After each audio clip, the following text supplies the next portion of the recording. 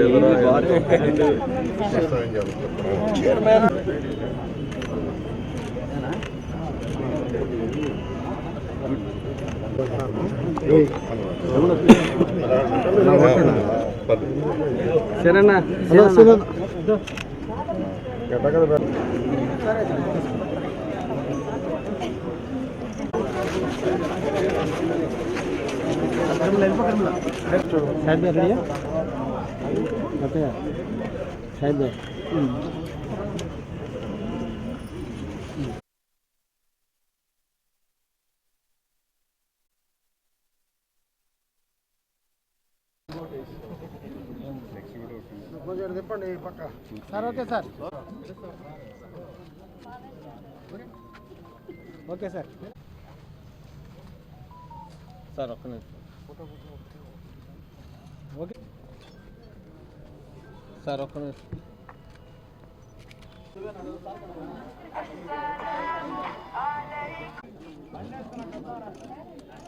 Okay sir. అది కాదమ్మా, సచివాలయం చెప్పండి. నేను క్లియర్గా చెప్పా, ఎలక్షన్ చెప్పా, ఒక కిళ్ళు తాకనని. తాకను చాలా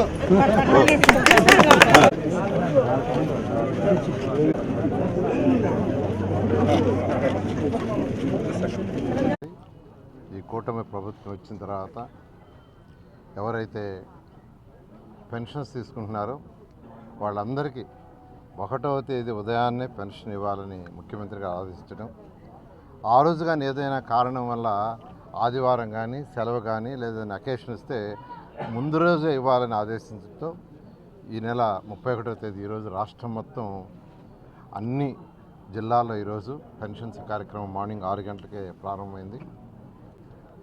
ఖజానా ఖాళీ, అస్తవ్యస్తంగా ఆర్థిక వ్యవస్థను చేశారు గత ముఖ్యమంత్రి.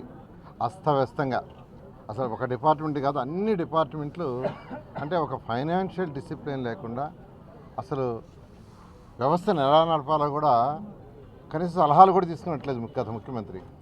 అలా ఆర్థిక వ్యవస్థని పూర్తిగా నాశనం చేసిన ఈరోజు ముఖ్యమంత్రి నారా చంద్రబాబు నాయుడు గారికి ఉన్న అపార అనుభవంతో ఈరోజు ఆయన ఈ రాష్ట్రాన్ని ముందుకు తీసుకుపోతూ ఇప్పుడిప్పుడే కొద్దిగా రాష్ట్రం ఆర్థిక ఇబ్బందుల నుంచి బయటకు వస్తుంది. జనరల్గా ఏ రాష్ట్రమైనా డెవలప్ కావాలంటే ఆ రాష్ట్రంలో ఇండస్ట్రీస్ రావాలి. ఇండస్ట్రీస్ రాకుండా, రియల్ ఎస్టేట్ డెవలప్ కాకుండా ఆ రాష్ట్రం డెవలప్ కాదు. అసలు ఈ రాష్ట్రానికి ఇండస్ట్రీలు రావటమే కదా, ఉన్నాయి, తరలిపోయినాయి. కానీ ఈరోజు ముఖ్యమంత్రి గారు నారా చంద్రబాబు నాయుడు గారు ఫస్ట్ ఆయన కాన్సన్ట్రేషన్ చేసి ఈరోజు అన్ని జిల్లాలకి అనేకమైన ఇండస్ట్రీస్ వచ్చి చేస్తున్నారు. సో ఇలా అనుభవం ఉన్న ముఖ్యమంత్రి గారు ఈరోజు రాష్ట్రాన్ని తీసుకుపోతూ రెండో పక్క సంక్షేమం, పేదలు నిరుపేదలు ఎవరైతే ఉండారో వాళ్ళకి కొంత చేతినివ్వాలి, వాళ్ళకి కొంత చేతినిస్తేనే వాళ్ళు డెవలప్ అవుతారని ఈరోజు పెన్షన్ కార్యక్రమాన్ని అంతకుముందున్న పెన్షన్కి 4,000 చేశారు.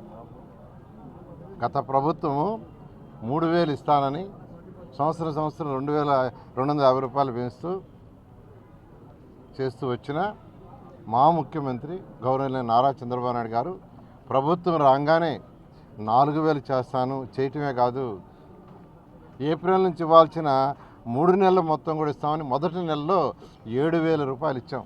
4,000 ప్లస్ 3,000 అరియర్స్. బహుశా భారతదేశంలో ఏ రాష్ట్రంలో కూడా ఇచ్చుండరు. అంతేకాదు 4,000 రూపాయలు పెన్షన్స్ ఇచ్చే రాష్ట్రం భారతదేశంలో ఇంతకేజీ లేదు. ఈరోజు రాష్ట్రంలో దాదాపు 64 లక్షల మందికి పెన్షన్స్ ఇస్తున్నారు. 64 లక్షల మందికి. అంతేకాకుండా ఎలక్షన్స్కి ముందు ప్రామిస్ చేసిన ప్రకారం 1 by 1 ముఖ్యమంత్రి గారు చేసుకుంటూ వస్తున్నారు. అదే ఆర్థిక లోటు లేకుండా ఉంటే రాష్ట్రానికి ఎవరికి అన్నీ చేస్తుండేవాళ్ళు. 1 by 1 అన్నా క్యాంటీన్స్ మాట చెప్పిన ప్రకారం చేశారు. పెన్షన్స్ ఇచ్చుకుంటూ వస్తున్నారు.